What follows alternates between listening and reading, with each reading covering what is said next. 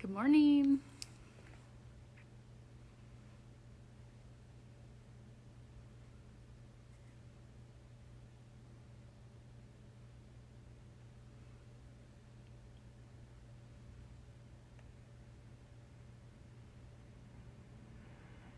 Good morning, everybody.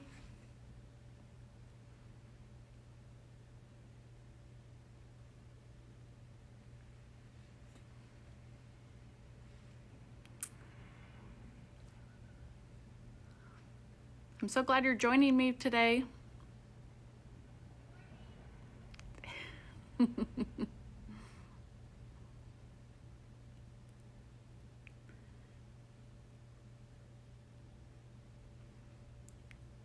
Good morning, everyone. As we're getting started this morning, I would love to hear what other things you would like us to show you at Inspired to Sew.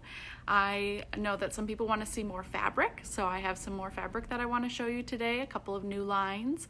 I have a couple of new kits and some patterns that I've been working on, as well as I'm going to show you some Accuquilt cutting and how you can take a traditional pattern and convert it over to Accuquilt cutting. So we're always open to hear additional ideas from you. We will continue to do more Facebook Live events. As long as you keep watching them, we're going to keep doing them. So we'd love to hear some more ideas of what you'd like to see. I'll show you anything you want to see around here. We've got lots to show you. I actually had to stop myself as I was getting things together because I didn't want to overload too many things. So I have lots of other great things planned I'm going to show you as well. So I think that we've figured out, I've got my camera is turned horizontal this way, so hopefully people can see it a little bit better on their screens, a little bit bigger. And we also figured out how to turn the camera around so that our lettering is the correct way. Can you read this now? Are we reading the letters the correct way? So hopefully it's not so hard on your eyes when you're reading the numbers and reading the letters and everything as well. So welcome, everybody. So my name is Therese, and I'm with Inspired to Sew in Cedar Rapids, Iowa, and I'm so thrilled that you're joining me for this live event. We this is a recorded event, and so if you can't watch it live, we'll catch up with you later. You can always watch it later as well. I lost my comments. I want to see those so that I can see what y'all are saying as well. There we go. Oh, Jill and Henry's latest dance routine. I'll give them a warning on that, Libby, and we'll get them to practice that as well. I'm still backwards? Oh my goodness. Okay, hold on. Let me see if I can do this. I don't know if I can do this when it's live. Let's try this. Okay. How about now? You'll have to tell me, is this the right way? Can you all see my letters and read them correctly? I'll wait till I get the final say-so from Holly. Otherwise, I'll switch it around again. Okay, perfect, Holly says. Woo, thanks, Joanne. Great. Okay, so now you can read everything the way that I intend for you to read it so that you can understand. Perfect. Thank you, everybody. So I want to show you this beautiful new line we had after one of my previous events that I showed you the succulent fabric that I couldn't remember the name of succulents for. Then we pulled out this other line called Botanical Oasis, and it is a beautiful collection that has flowers and all of these beautiful succulents in there as well. This is a Wilmington collection, and we have this entire collection available on our website as well as in store. Now, I know that some of you are seeing the information that's recently been put out that retail businesses need to be closed for a while, and our showroom is going to be closed at the end of the day on Friday at 5, but we will still be filling web orders for you, and we will be shipping out at no charge. So if you would like to place a web order or come in today or do curbside pickup today, we're happy to do that as well. The easiest way that you can do this is either to be commenting with the number that you see by some of the products I'm showing, or by going onto our website and placing an order on there. And again, like I said, there is free shipping on that. And make sure that you're also registered for our newsletters. We send out all of our information about upcoming events, promotions that we have going on there as well. So this is the Botanical Oasis collection. And this is just a really beautiful, stunning collection that has incorporated some blacks, some dark grays in there as well. I love these striped fabrics. These are designed to be like a border print, because you could take this fabric and you would buy as much as you need for the length of your border, and you can cut that apart. So you could actually cut this and be able to use this like a double border without having the work of having to piece it. So if you took those two pieces together, it looks like you went through the work of piecing two borders together, but you didn't actually have to do that. Or another way that I'd like to use this is I will go ahead and I will cut just this smaller border piece, and I'll use that as like a sashing piece, and then I will use the wider border for like an outer border. You could also use it in the main part of your quilt as well. So this is a really lovely piece that goes with this as well. Look at this compilation of flowers and succulents with that dark, really dark background, so it really makes all of those colors pop really nicely. We do also have a really lovely panel kit for this. So this one is a panel. I wonder if I have one open. Probably don't, so I'll open one for you. And there is a pattern that's available, so you can do this as either the twin size quilt, which I'll show you this pattern here. So this is the twin size quilt. Or you could just do like a throw or a wall hanging where you're using just the panel and maybe put a border, use that border print on there. So this is, I'm going to turn this so you can see that a little bit better. Right? See, now I have to go the other way. Okay, there we go, we're getting it. So this is just a really lovely panel, and even in the dark, the background section, there's a really pretty print in there too. So it's not just a solid black. So this is the Botanical Oasis panel and kit and fabric line.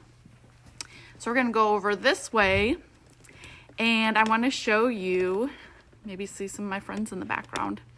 I want to show you something brand new that we are just getting out. This is a new collection from Kate England called Blackwood Cottage. And this collection also has a quilt kit that goes with it. This is called Black Diamond.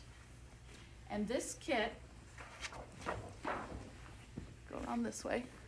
This kit is one that we are cutting. We just got the sample done. The fabric just came in. And so this is a kit that you can pre-order with us, and it includes all of the fabric for the top, the border, the binding. I have this quilt pictured on our website so you can see the entire quilt. I know it's a little bit hard to see on the screen, but this one does use a really pretty border print as well. So again, this is a good example of what I was just talking about with that border print that looks like it's an inner border and an outer border that's in there. So this is just one fabric right here that was cut and pieced on there, and then you have a mitered border on this. This is a perfect way to do a mitered border. Does anybody want to see how to do mitered borders? That would be something I could do in a video coming up. I love to do mitered borders, and so that would be a really fun thing that I could show you quickly. So this is called Black Diamond, and it is from Kate England's newest fabric collection. Then this one, I want to show you the fabric for this.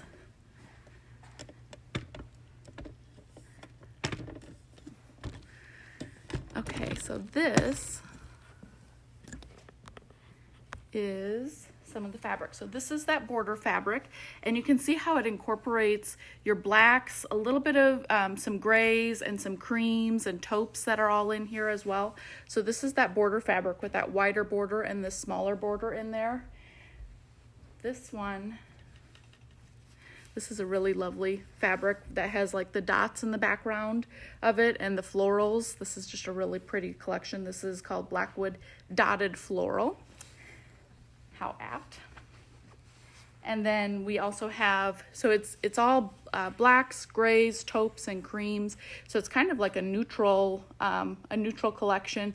But again, also with this fabric, I don't know if you can see it from in the video, but the black background, it almost has like a linen-y type of a texture. So it's not really a solid fabric. It has a lot more texture to it. So it's really, really pretty. So that's Blackwood Cottage fabric collection. Now, another thing that I have, when you go onto our website and you look at you look at this fabric collection, there's a pattern on there that is called Blackwood Cottage Quilt pattern, I think, or something like that, quilt pattern. That's actually a free download pattern that you can purchase. So you add it to your cart, you check out with the rest of your order, and you will be able to just download that pattern. So you can get that pattern. It's a free pattern. We do have that pattern available in the store as a printed copy for $5, but we also have it on the website for free. So if you like this collection, that is all right on there. And once you download it, you can see also the yardage chart and everything like that that you need for that. So that's the Blackwood Cottage. Now I want to show you, I always like to show you a little bit of garment sewing because I do dabble in some garment sewing. I'm not a garment sewer by any means, but I do like to do some garment sewing. So I do, but I also like to maybe toe the line a little bit on being a garment sewer. So this is a set of pajamas that I made for one of my little boys. And this is just a really simple pajama pattern.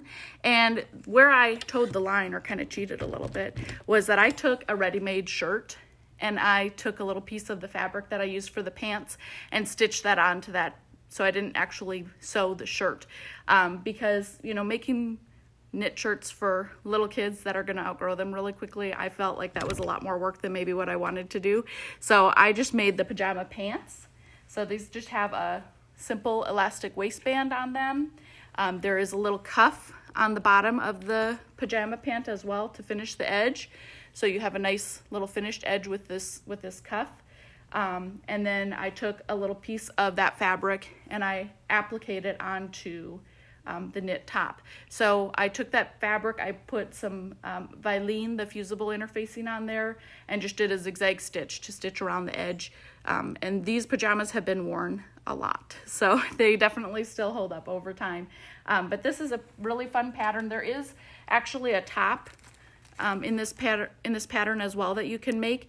This is a pattern by oliver+s called Sleepover Pajamas, and it comes in 2 different sizes. So number 25 would be for the size 6 month to 4, and then I have number 26 is going to be from size 5 to 12. So that is oliver+s, and the top on that is a really cute little top. It's got, you can see the top on that, so it's got a nice little button top on there. So there's lots of different modifications that you can make with that pattern as well. So that is the Sleepover Pajama Pants. And then I want to show you, I always like to show you, I look in my sewing room to see what are my favorite tools that I have to make sure that everybody knows about, because if I had a favorite tool that I was holding out on you and you didn't know about, I think that you might be a little upset with me. So this is the Sew Line mechanical pencil, and this is such a great pencil. This is number 27. Now this comes in several different colors. So if you want the green one, it's 27. We have lots of other colors, white, pink, yellow, and black, I believe, are the colors. And this comes with the pencil, and it has an eraser on it. It is washable. It's washable lead, and the lead is a ceramic lead. So that means it's a lot stronger than your traditional chalk lead, so it's not going to break when you're using it. I never have this chalk break, even if it's not even chalk, the lead, or, well, I don't know, whatever. I guess it is still chalk, but it's ceramic chalk. So even when I drop the pencil, or somebody in my house throws things around, because, you know, little kids, they like to do that, this pencil will hold up over time. So, and then you can get replacement lead. So it comes with lead already in the pencil. It comes with a packet of lead, and then you can buy additional lead/chalk. So if you wanted just the additional chalk, that's number 28. And this chalk you can put different colors in the different pencils. So if you bought the pink pencil, because each of these pencils has at the top of it, so it has the color on there, so you can see this is a green pencil. That's how it was designed. If you put pink chalk in there, I think it'd still work. So you can do that as well. Then I want to show you, I worked on a couple of fun bags. So you know I love By Annie's. We are big By Annie's fans. So this pattern is called Meshing Around, and it's a drawstring backpack. This is number 29 for this pattern. And when you see on Annie's patterns where it says $5 add-on video tutorial is included, what that means is that you can go on to Annie's website. There's a coupon code in this pattern. So you purchase this video. So you add it to your cart. In the cart, you put in that coupon code and it makes that video free. So you get a $5 value of a video of Annie actually making this bag and giving you all of the tips to do this. So it's like an in-home class for you. So that is included in a lot of her patterns. All of her new patterns that she's coming out with have that little icon on there. So when you see that on a pattern, make sure that you go and utilize and download that video, because that's going to be a really great value for you as well. So that is called Meshing Around. And there are 3 different sizes to this pattern, and this is a pattern that uses the mesh. So the mesh is fabulous because it does have a little bit of give and a little bit of stretch to it, but it is really easy to work with. So this pattern has some little pockets on the front of it, and these have like the fold over elastic on the top to finish the edge of that, and then it's got the nice fabric bottom. This is the back side of that. And it's got the drawstring top so that when you pull on that, it will tighten that down and you can wear this like a backpack. So you can adjust the strap length on it as well. There is no hardware included or needed, I guess, for this pattern. This is all, it's fabric, a little bit of interfacing to make those pockets stand up, the mesh, and the fold over elastic. That's all you need for that. So Meshing Around is number 29. Yes, number 29. So one of the other things that I like to talk about is that when you find a good pattern or a good pattern company, you can take a lot of the things that you learn from that company or from that designer and apply them to lots of other patterns. So that's something that I did in the next project that I want to show you. This is a pattern that is called Bags and Tags. So this is number 30. And this is a really fun little pattern that has, again, several different sizes, several different styles of bags that are included in this. So this has a little bit different of a drawstring. The top on that is drawstring there. And you have different sizes. You can do pockets if you want to. It is an open top bag. So I took this pattern after I had made Annie's Meshing Around pattern, and I modified this one a little bit. So I actually made it really similar to the Meshing Around bag, but this is a larger bag. This is a much larger bag, and it also has, I did the drawstrings the same way on the top as what the pattern shows, but some different techniques. So in the original pattern of Bags and Tags, so again, this is number 30, the pattern is showing this to be all fabric. So in here, I exchanged this so that this is mesh. I still did this as fabric. I still did the drawstrings as fabric, and I put fabric on the base, but the whole centerpiece here I did as mesh. So what this does is it gives me a larger bag. It's also a little bit more simple of a construction because I don't have pockets on the front of it here. So it's just a nice larger carry-all type of a bag. And also, forgot to mention this one, on this Bags and Tags pattern, blue dot, 50% off. So this is half off this pattern. This pattern is $4.50. So that's a great number 30 for that one. So taking the techniques that you learn in one pattern and being able to apply them to other patterns really helps to expand your sewing capabilities and what you're working on. The next thing I want to show you is some fun embroidery things that I've been making. This is an embroidery collection, number 31 for this embroidery collection. And you can also view this collection in its entirety on our website. But these are little mug rugs that they're entirely made in the hoop. So you do all of the piecing for this in the hoop. You do all of the quilting designs in there, the words in there, and then also the construction of this. So putting the layers together is all in the hoop. On the back side of this, you can see that it's like a fold over, like an envelope that's folded over on there. So that is all done in the hoop. So there are, I believe there's 6 different patterns that are included in this collection, and I have 5 of them that I have made here. So this one I believe is called Hello Sunshine.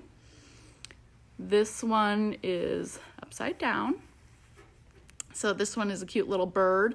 And with these, what I'm doing is I use a lot of fun leftover scrap pieces of fabric. So if you have kind of some weirdo shapes, those are great for things like the applique on here. It's also a great opportunity to try out your color combinations and see how you feel about some of those. So we've got the little bird. We've got the coffee cup. This is one of my favorite ones. So all of this, the handle of this coffee cup even was pieced in the hoop. So it was like paper piecing, but in the hoop. So this is my kind of paper piecing, really easy to do. We've got the little teapot, sip slowly and smile. Just a really nice little relaxing Zen type of a pattern. And then I love this one, this leaf. So this this feather is all paper pieced in the hoop, paper pieced in the hoop. So that's a really fun collection. So that is number 31 for that mug rugs. We also have a couple of other mug rug patterns I wanted to show you. So for the sports fanatic in your life, number 32, this is the football mug rugs. So these make great little kind of bigger oversized coasters that are going to fit those bigger maybe beer steins or bowls of chips or all of that fun stuff. So protect your tables, protect your surfaces, and have a little control over the decor that your sports fan uses.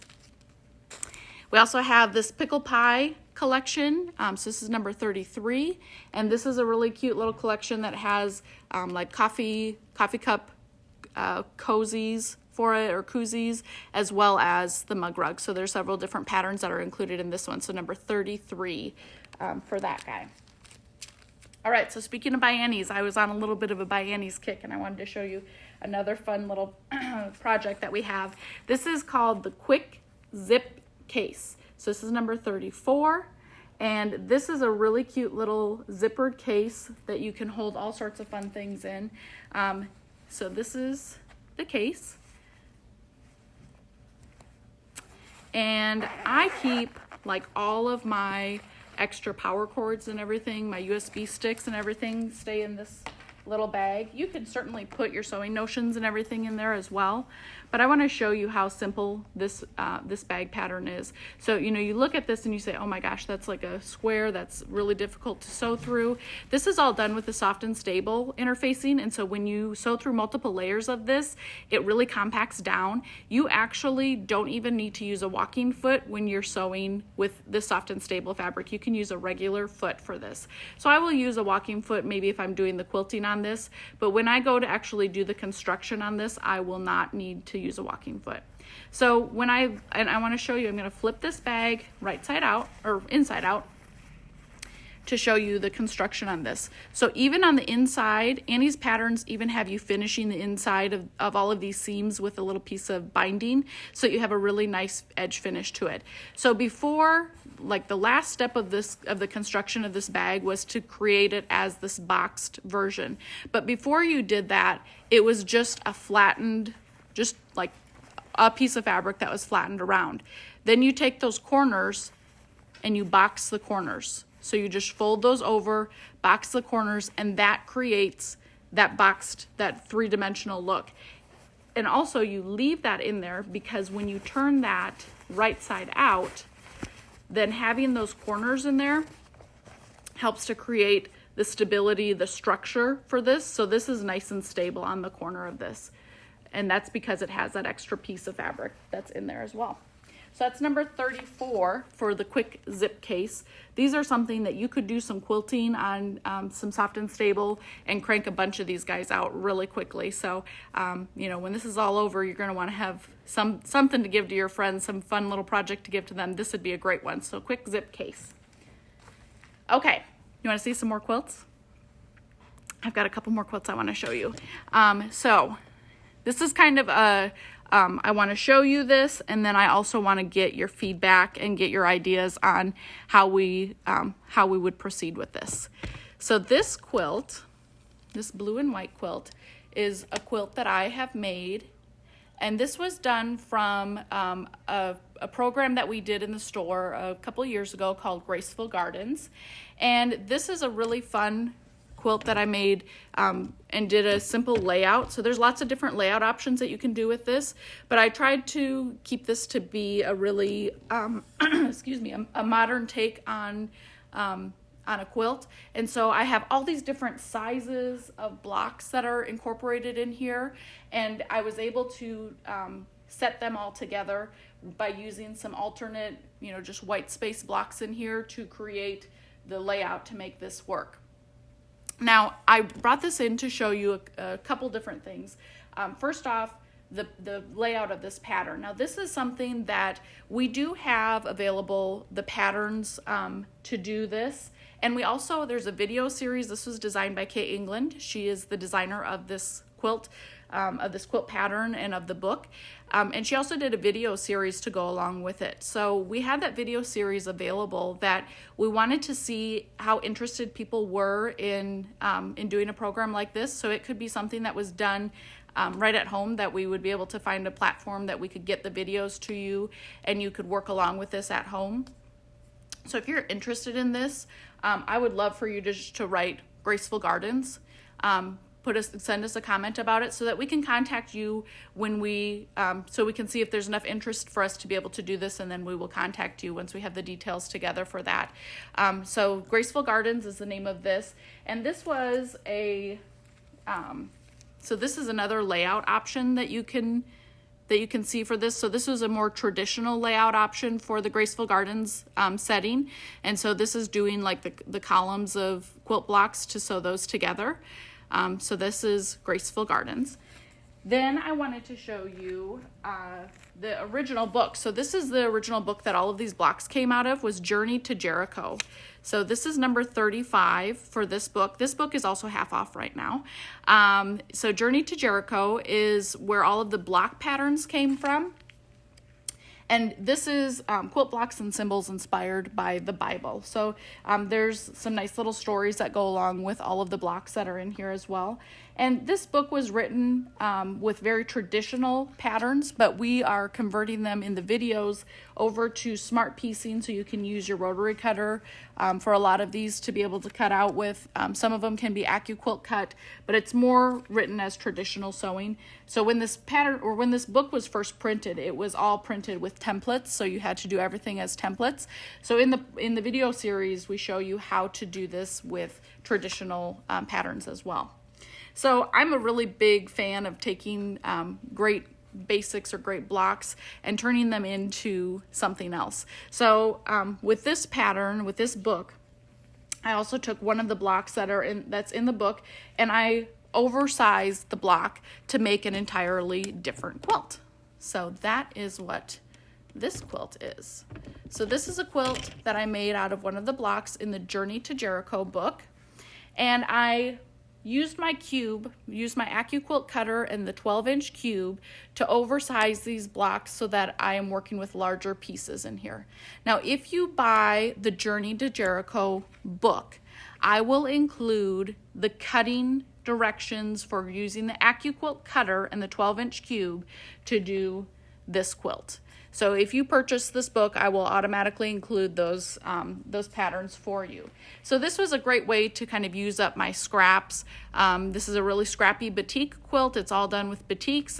It's a simple one to piece. It looks complex because there is a lot of pieces in there, but this one is a really fun one. So this is out of the Journey to Jericho book, and I'm going to show you in a minute how you can take a pattern that's traditionally written and convert it over for Accuquilt cutting, and how you can kind of just make up the rules, and you can figure this out as you go. So I'm going to show you, we're going to do a little bit of Accuquilt cutting. I'm going to show you with the cubes here in a minute, but I want to show you one more thing.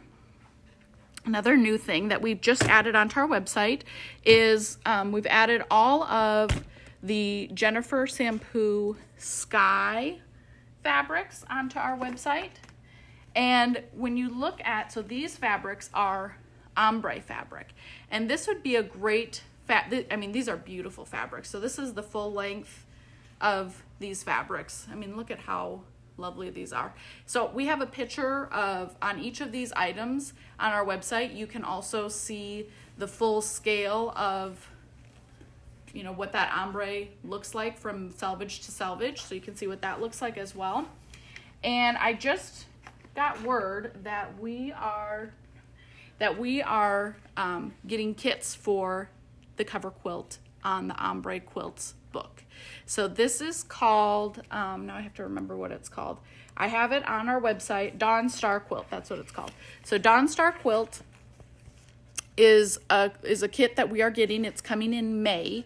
And these are all of the projects that are included in this book. So there's 6 different projects that are included in this book, and they all use that sky collection from Jennifer Sampu. So I have some great videos on our website. If you go to that, look at that fabric collection, you can see the video for that. And then we do have this kit available for pre-sale. So you can pre-order that one, and it is coming in May. So that is Dawn Star, and then the Ombre Quilts book. Now speaking of ombre, I'm going to go back to this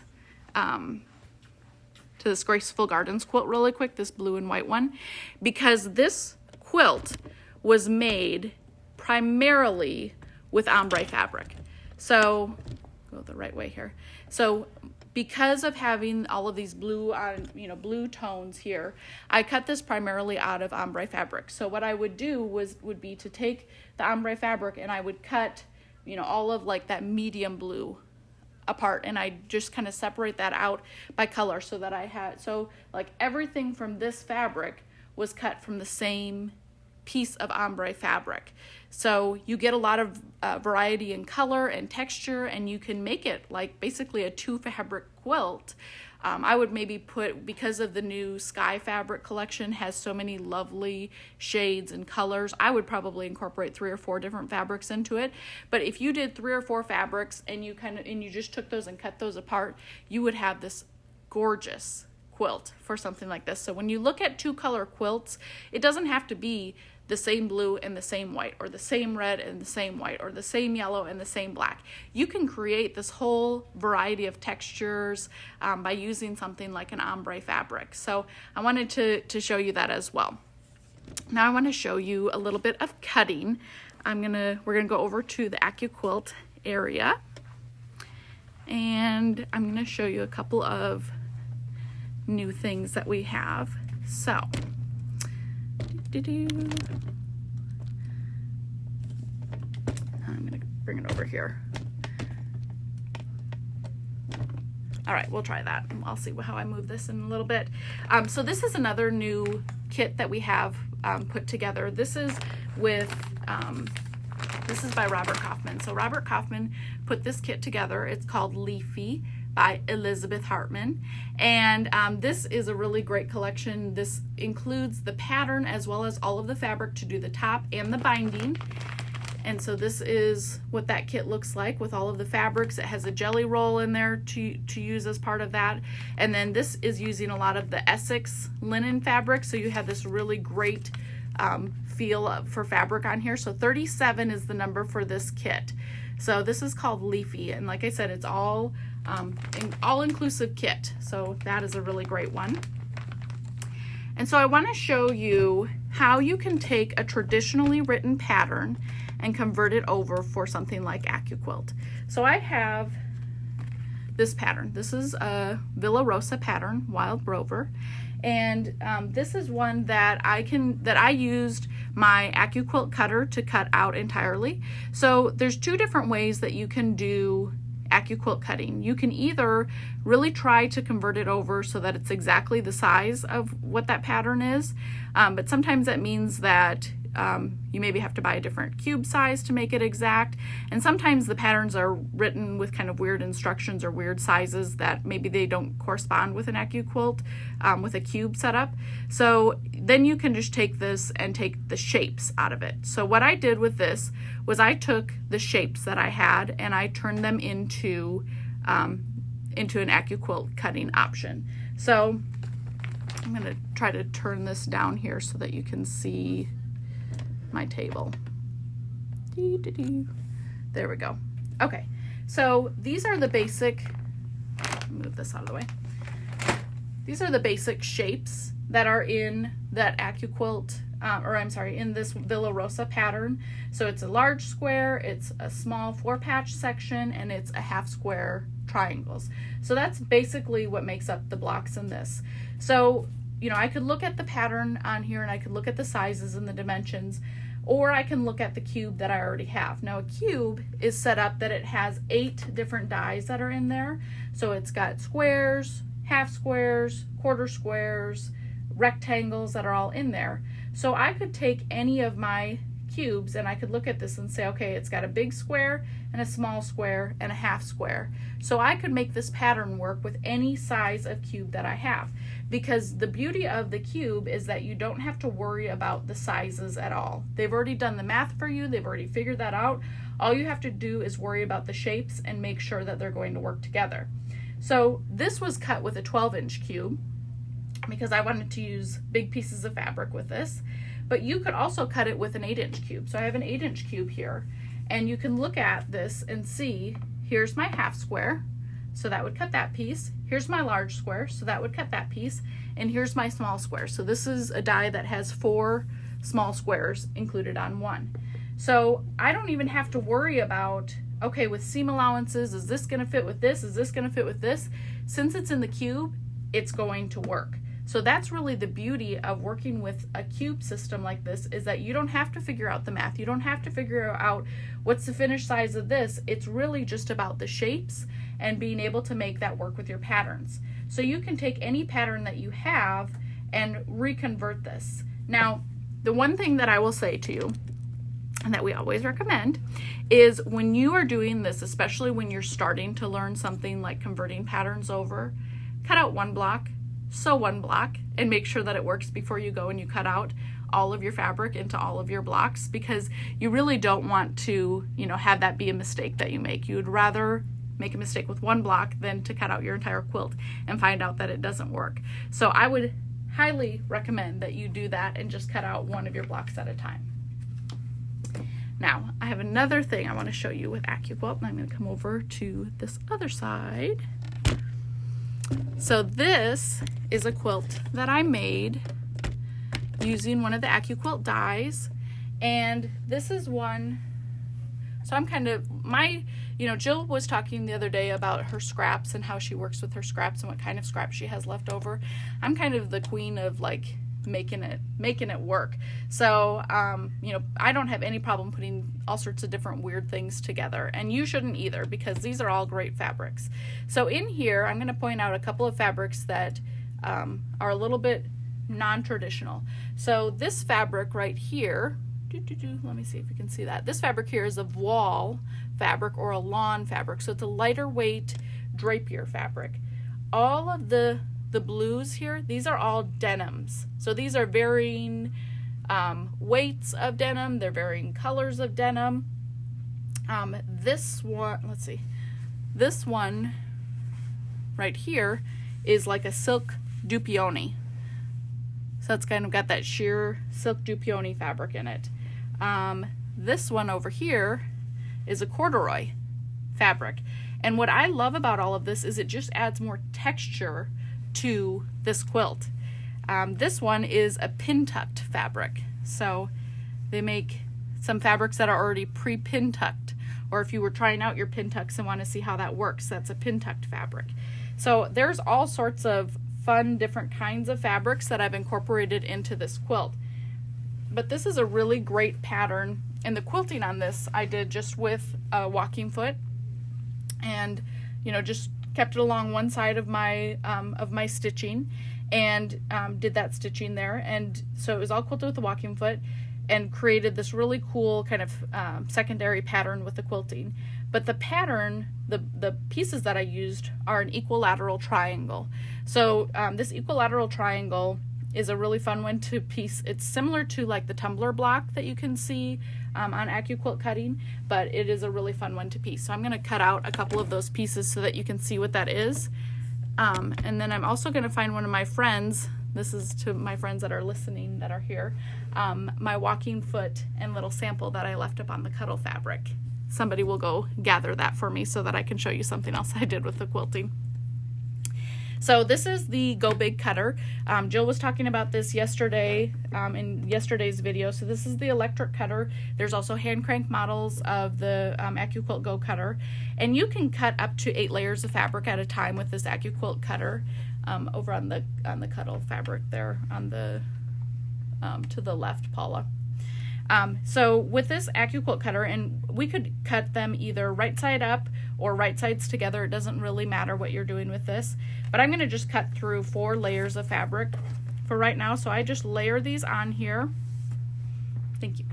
I layer these on here, and then I'm going to cover this up with my mat. So with the Accuquilt cutter, the mat is the part that is the replaceable part. So you don't have to replace the dies, you're replacing the mat. So if you think of it like reverse of what you're used to with your rotary cutting, where your mat would be on the bottom and your blades would be on the top, you're replacing that's similar to how the Accuquilt works. But these mats are what you're replacing. So we just take this, put it right into our electric cutter, and it's gonna grab it. And so this is hands off cutting. I don't have to do anything. And when it's done, it makes that little chunky noise. Now this is a new little tip that I just recently learned. If you take your mat and you just kind of rub it a little bit, it helps to deflect the static buildup that's on there, so you don't have anything that's sticking to your mat. Was that an aha moment or what? So then we can take, we've got our pieces all perfectly cut out. Now with the equilateral triangle, one of the things that it does on here is it does create these notches for you. And so these notches are helpful for when you go and you sew these pieces together. So it's helpful for 2 reasons. One, because you know that the straight of grain is along the bottom edge of this where the notches are not, but also when you go and you sew those pieces together, you can line those up, line up those notches, and you're good to go with sewing those squares together, or sewing those triangles together. So this is the equilateral triangle, this die, number 38 if you want this die. And this is, like I said, a really great way to kind of work through your scraps of fabric as well. So what I wanted to show you also was the walking foot. So we talked about the serpentine stitch the other day, and the serpentine stitch is how I quilted that blue and white quilt that I did with the Graceful Gardens pattern. And so this is a sample of what that looks like. This is the serpentine stitch, and I elongated it to about 2.75. And that there's not like a real specific, oh, that has to be that size, but how I decided that was I looked at a traditional, just a standard straight stitch. If I was going to do a straight stitch, the setting on that is like 2.7 or 2.8 depending on your machine. And so I wanted this stitch length to be equal or to be close to equivalent to what a straight stitch was. So there wasn't any magic math to figure that one out at all. So with this, now you'll notice that one of the things with the serpentine stitch is you are not going to get those serpentine stitches so that they line up, so like these 2 rows right here where they're nesting into each other.